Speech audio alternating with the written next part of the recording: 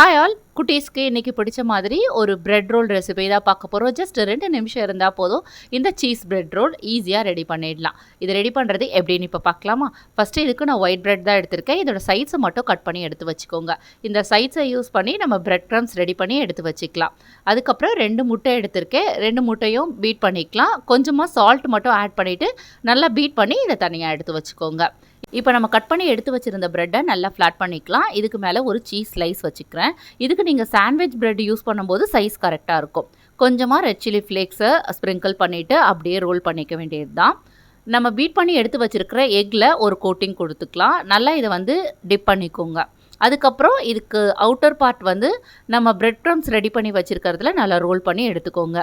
நல்லா ப்ரெஸ் பண்ணி விட்டிங்கன்னா உங்களுக்கு செட் ஆகிடும். இதை நம்ம ஹாட்டான ஆயிலில் ஃப்ரை பண்ணி எடுத்துக்க போகிறோம்.